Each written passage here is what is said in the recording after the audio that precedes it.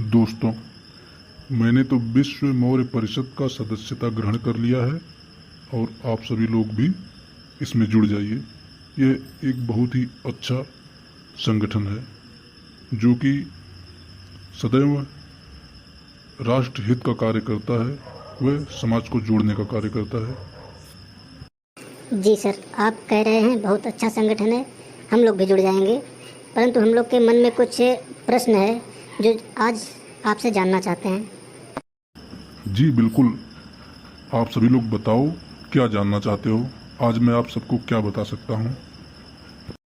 Sir, आज हम लोग यह जानना चाहते हैं कि ये जो आचार्य विष्णुगुप्त मौर्य थे, अर्थात इतिहास में तो यही मिलता है ज़्यादातर कि मौर्य थे, लेकिन आजकल का जो धारणाएं चल गई हैं, लोग ब्राह्मण से जोड़ते हैं और कहते हैं वो आचार्य चाणक्य नाम के ब्राह्मण थे, जबकि विष्णुगुप्त और चंद्रगुप्त ये दोनों एक समान नाम लगता है।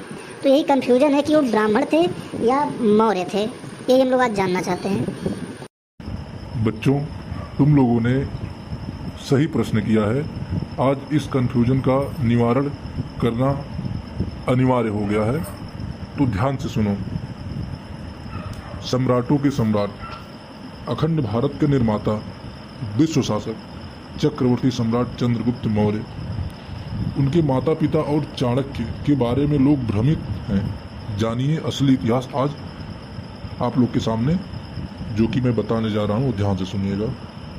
एक पुस्तक उत्तर विहार कथायम सम्राट अशोक के पुत्र थेर महेंद्र ने श्रीलंका में लिखी थी, उसका हिंदी अनुवाद चल रहा है। उसके अनुसार चक्रवर्ती सम्राट चंद्रगुप्त मौर्य और विष्णुगुप्त मौर्य दो भाई थे। इनकी माता का नाम धम्म मौर्य, और भी कई नाम है, शिवा मौर्य नाम है, और जो है कि मूरा मौर्य नाम है, लेकिन जो उसमें पता चलता है वो धम्म मौर्य पता चलता है। और इनके जो पिता हैं ये मौर्य गणराज्य के गणनायक थे, एक राजा थे। इनका नाम चंद्रवर्धन था, चंद्रवर्धन मौर्य। इनका विशालकाय शरीर होने के नाते, बहुत पराक्रमी और महान होने के नाते लोग विशाल गुप्त भी कहते थे, और सूर्य के भांति तेजस्वी थे, इसके लिए इनका नाम एक सूर्यगुप्त मौर्य भी था। यह नाम प्रमाणिक है। सम्राट अशोक मौर्य को मास्की शिलालेख में स्वयं को मौर्य कुल का बताया है। इस प्रकार मौर्य वंश एक मौर्य वंश ही है, लेकिन कुछ भ्रांतियां फैलाई गई हैं कि पाली भाषा में ऐसा लिखा वैसा लिखा, जबकि पाली भाषा का ज्ञान अभी किसी को है नहीं। लोग शाक्य वंश से जोड़ते हैं, लेकिन दरअसल हिस्ट्री ये है कि मौर्य वंश से ही सभी उपजातियां निकली हैं। मौर्य वंश ही प्रथम है, उसके बाद ही जितनी उपजातियां निकली हैं। चंद्रगुप्त के पिता चंद्रवर्धन मौर्य, और ये मौर्य नामक गणराज्य के एक गणपति थे। इनके गणराज्य के ऊपर महापदम नंद ने आक्रमण करके अपने राज्य में मिला लिया था। इस युद्ध में चंद्रवर्धन मौर्य मारे गए। चंद्रवर्धन मौर्य की मृत्यु के पश्चात इनकी माता धम्म मौर्य को उनके भाइयों द्वारा पुष्पुर वर्तमान पेशावर में पहुंचा दिया गया। वहां रहकर चंद्रगुप्त मौर्य और विष्णुगुप्त मौर्य का बचपन ग्वालों के बीच बीता।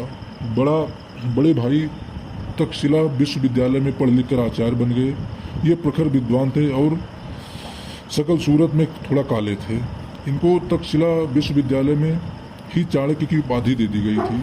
छोटे भाई चंद्रगुप्त मौर्य की शिक्षा भी तक्षशिला विश्वविद्यालय में ही हुई, और उन्होंने तीर तलवार चलाना सीखा। ये तीर तलवार चलाने में माहिर और महत्वाकांक्षी थे। उन्हें अपने पिता का राज्य वापस चाहिए था। उत्तर पश्चिम क्षेत्र में यूनानी सिकंदर ने आक्रमण कर दिया था। भारतीय राजाओं ने सिकंदर की अधीनता स्वीकार कर ली थी, लेकिन वहाँ की जनता यूनानियों के अधिकार में रहना नहीं चाहती थी, इसलिए वहाँ अराजकता का माहौल बना हुआ था। चंद्रगुप्त मौर्य ने इसका फायदा उठाया और वहाँ के स्थानीय लोगों को लेकर एक विशाल सेना तैयार की। इनकी सेना गोरिल्ला युद्ध में माहिर थी। चंद्रगुप्त मौर्य और विष्णुगुप्त मौर्य दोनों भाइयों ने मिलकर पहले सिकंदर की सेना को परास्त किया और उत्तर पश्चिम क्षेत्र को अपने अधिकार में कर लिया। इसके बाद उन्होंने अपने पिता का राज्य छीनने के लिए मगध राज्य के राजा धनानंद की राजधानी पर आक्रमण किया और संपूर्ण राज्य अपने अधिकार में ले लिया। चंद्रगुप्त मौर्य राजा बने और विष्णुगुप्त मौर्य उनके प्रधानमंत्री। विष्णुगुप्त जैन श्रमण थे। बाद में चंद्रगुप्त मौर्य भी जैन धर्म मानने लगे। जहाँ तक प्रश्न उठता है कि विष्णुगुप्त को चाणक्य की उपाधि किसने दी, ये उपाधि ब्राह्मणों ने ही दी थी, लेकिन भारतीय उनको विष्णुगुप्त मौर्य के नाम से ही जानते और पुकारते थे। वे प्रखर विद्वान, दूरदर्शी, नीति निर्धारक थे। अब प्रश्न यह उठता है, कौटिल्य कौन थे? कई इतिहासकारों ने चाणक्य और कौटिल्य को अलग अलग बताया है। कौटिल्य का जन्म 3री शताब्दी में हुआ था और कौटिल्य एक ब्राह्मण थे। ब्राह्मण द्वारा कौटिल्य को ही अर्थशास्त्र का जनक कहा जाता है। चाणक्य और कौटिल्य दोनों अलग अलग थे। ब्राह्मणों ने मौर्यों पर अपना वर्चस्व बनाए रखने के लिए चाणक्य के लिए काल्पनिक कहानी गढ़ी और बाद में चाणक्य कौटिल्य को एक व्यक्ति बताकर चंद्रगुप्त मौर्य का गुरु बता दिया। तो इससे यह प्रमाणित होता है कि चाणक्य जो है ये पूर्ण रूप से मौर्यवंशी प्रमाणित हैं, ये ब्राह्मण नहीं है। और बाकी कोई भी डाउट हो तो आप सभी पूछ सकते हैं। बच्चों, एक बात और बताना चाहूँगा कि यदि मौर्य वंश के बारे में सही जानकारी चाहिए तो भारत में एक ही संगठन है, एक ही संस्थान है जिसका नाम है विश्व मौर्य परिषद। और यही ऐसा एक संगठन है जो 100% सही जानकारी प्रसारित करता है।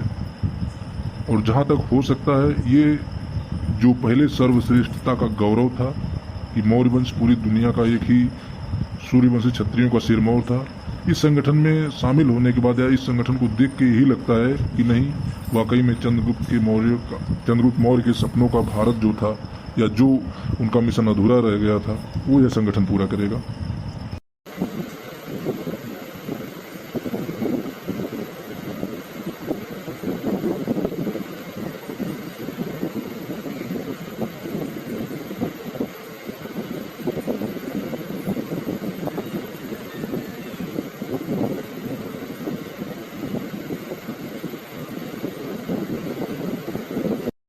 बहुत बहुत धन्यवाद सर जी। और हाँ, जो लोग ये वीडियो देख रहे हैं उन लोगों से कहना चाहूँगी कि इस वीडियो को ज़्यादा से ज़्यादा शेयर कीजिए व लाइक कीजिए और लाल बटन दबा करके सब्सक्राइब जरूर कीजिए और साथ में बेल आइकन भी ऑन कर लीजिएगा ताकि इस प्रकार का रोचक जानकारी और मज़ेदार वीडियो आपको सबसे पहले मिल सके। हाँ दोस्तों, जो लोग ये वीडियो देख रहे हैं उन लोगों से भी कहना चाहूँगा, यदि आप लोग के भी मन में कोई प्रश्न उठता हो, कोई प्रश्न पूछना चाह रहे हो, किसी विषय पे आप हमसे जानकारी लेना चाह रहे हो, तो कमेंट बॉक्स में कमेंट करके ज़रूर बताइए। आपको हर प्रश्न का उत्तर दिया जाएगा। तो आज के लिए बस इतना ही। मिलते हैं फिर अगले वीडियो में।